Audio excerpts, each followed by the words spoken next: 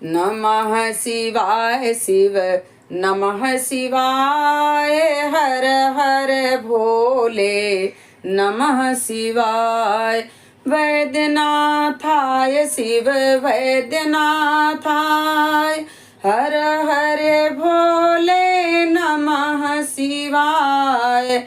नमः शिवाय शिव नमः शिवाय, हर हर भोले नमः शिवाय। हर हर महादेव। दोस्तों, सरिता भक्ति भजन में आप सभी का स्वागत है। आइए हम श्री शिव पुराण की कथा का श्रवण करें। साध्य साधन आदि का विचार तथा श्रवण कीर्तन और मनन, इन तीनों साधनों की श्रेष्ठता का प्रतिपादन। व्यास जी कहते हैं, सूत जी का यह वचन सुनकर वे सब महर्षि बोले, अब आप हमें वेदांत सार स्वरूप अद्भुत शिव पुराण की कथा सुनाइए। सूत जी ने कहा, आप सब महर्षिगण रोग शोक से रहित कल्याणमय भगवान शिव का स्मरण करके पुराण प्रवर शिव पुराण की जो वेद के सारे तत्व से प्रकट हुआ है वह कथा सुनिए। शिव पुराण में भक्ति, ज्ञान और वैराग्य, इन तीनों का प्रीति पूर्वक गान किया गया है और वेदांत वेद्य सद्धस्तु का विशेष रूप से वर्णन है। इस वर्तमान कल्प में जब सृष्टि कर्म आरंभ हुआ था तो उन दिनों 6 कुलों के महर्षि परस्पर वाद विवाद करते हुए कहने लगे, अमुक वस्तु सबसे उत्कृष्ट है, अमुक वस्तु नहीं है। उनके इस विवाद ने अत्यंत महान रूप धारण कर लिया। तब वे सब के सब अपनी शंका के समाधान के लिए सृष्टिकर्ता अविनाशी ब्रह्मा जी के पास गए और हाथ जोड़कर विनय भरी वाणी में बोले, प्रभो, आप संपूर्ण जगत को धारण पोषण करने वाले तथा समस्त कारणों के भी कारण हैं। हम यह जानना चाहते हैं कि संपूर्ण तत्वों से परे परत पुराण पुरुष कौन है।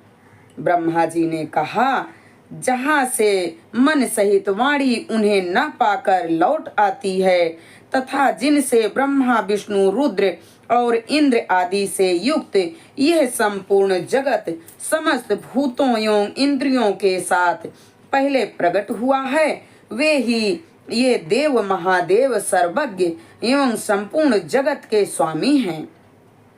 ये ही सबसे उत्कृष्ट हैं। भक्ति से ही इनका साक्षात्कार होता है, दूसरे किसी उपाय से नहीं। इनका दर्शन नहीं होता है। रुद्र, हरि, हर तथा अन्य देवेश्वर सदा उत्तम भक्ति भाव से उनका दर्शन करना चाहते हैं। भगवान शिव में भक्ति होने के कारण मनुष्य संसार बंधन से मुक्त हो जाता है। देवता के कृपा प्रसाद से उनमें भक्ति होती है और भक्ति से देवता का कृपा प्रसाद प्राप्त होता है।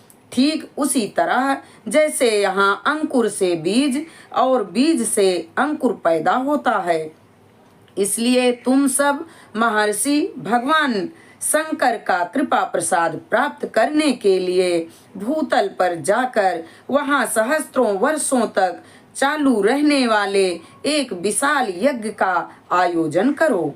इन यज्ञपति भगवान शिव की ही कृपा से वेदोक्त विद्या के सारभूत साध्य साधन का ज्ञान होता है।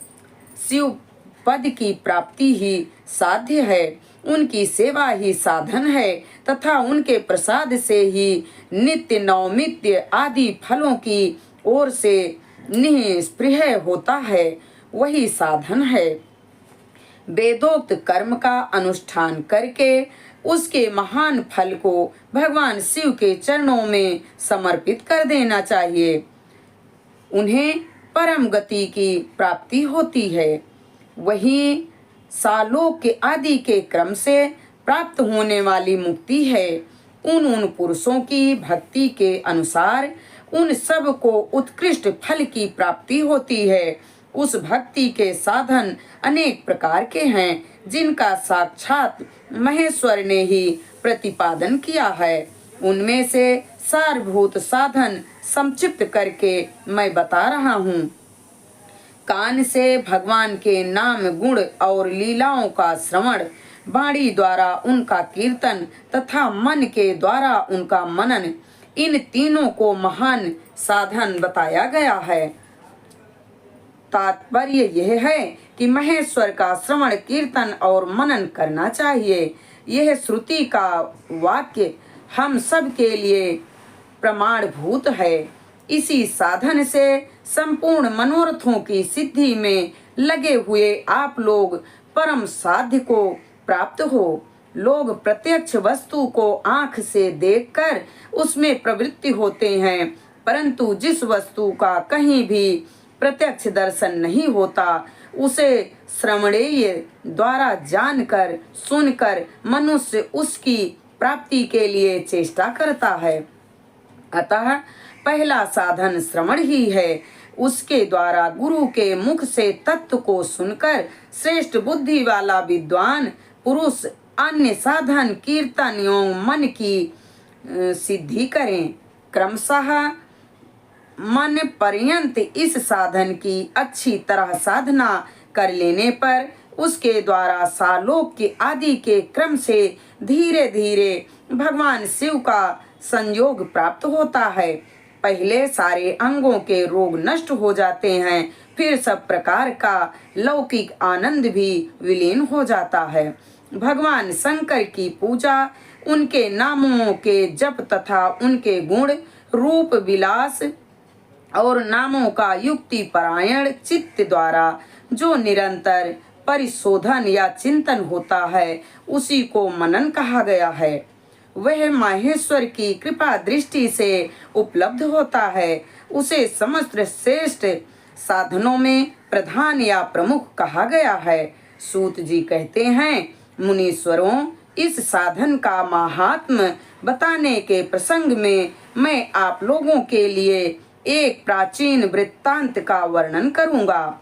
उसे ध्यान देकर आप सुने।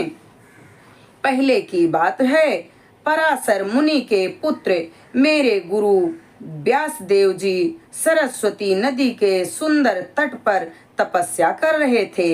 एक दिन सूर्य तुल्य तेजस्वी विमान से यात्रा करते हुए भगवान सनक कुमार अकस्मात वहां पहुंच गए। उन्होंने मेरे गुरु को वहां देखा। वे ध्यान में मग्न थे। उनसे जगने पर उन्होंने ब्रह्मपुत्र सनत कुमार जी को अपने सामने उपस्थित देखा। देखकर वे बड़े वेग से उठे और उनके चरणों में प्रणाम करके मुनि से उन्हें अर्घ्य दिया और देवताओं के बैठने योग्य आसन भी अर्पित किया। तब प्रसन्न हुए भगवान सनत कुमार विनीत भाव से खड़े हुए व्यास जी से गंभीर वाणी में बोले, मुने, तुम सत्य वस्तु का चिंतन करो। वह सत्य पदार्थ भगवान शिव ही हैं जो तुम्हारे साक्षात्कार के विषय होंगे। भगवान शंकर का श्रवण, कीर्तन, मनन, ये तीन महात्म साधन कहे गए हैं। ये तीनों ही वेद सम्मत हैं। पूर्व काल में मैं दूसरे साधनों के संभ्रम में पड़कर घूमता घामता मंदराचल पर्वत पर जा पहुंचा और वहां तपस्या करने लगा। तदनंतर महेश्वर शिव की आज्ञा से भगवान नंदिकेश्वर वहां आए। उनकी मुझ पर बड़ी दया थी। वे सब के साक्षी तथा शिव पुराण के स्वामी भगवान नंदिकेश्वर मुझे स्नेह पूर्वक मुक्ति का उत्तम साधन बताते हुए बोले, भगवान शंकर का श्रवण, कीर्तन और मनन, ये तीनों साधन वेद सम्मत हैं और मुक्ति के साक्षात कारण हैं। यह बात स्वयं भगवान शिव ने मुझसे कही है। अतः ब्रह्मांड, तुम श्रवणादिक तीनों साधनों का ही अनुष्ठान करो। व्यास जी से बार बार ऐसा कहकर अनुग्रामियों सहित ब्रह्मपुत्र सनत कुमार परम सुंदर ब्रह्मधाम को चले गए। इस प्रकार पूर्व काल के इस उत्तम वृत्तांत का मैंने संक्षेप से वर्णन किया है। ऋषि बोले, सूत जी, श्रवण आदि तीनों साधनों को आपने मुक्ति का उपाय बताया है, किंतु जो श्रवण आदि तीनों साधनों में समर्थ हो वह मनुष्य किस उपाय का अवलंबन करके मुक्त हो सकता है? किस सारभूत कर्म के द्वारा बिना यत्न के ही मोक्ष मिल सकता है? कृपया करके बताइए। हम इस वीडियो को यहीं पर संपन्न करते हैं। आगे की जानकारी अगले वीडियो में। नमः शिवाय शिव नमः शिवाय, हर हर भोले नमः शिवाय। भूत भावन भगवान भोलेनाथ माँ पार्वती के चरणों में प्रणाम करते हुए हम इस कथा को यहीं पर विराम करते हैं। आगे की जानकारी अगले वीडियो में। हर हर महादेव।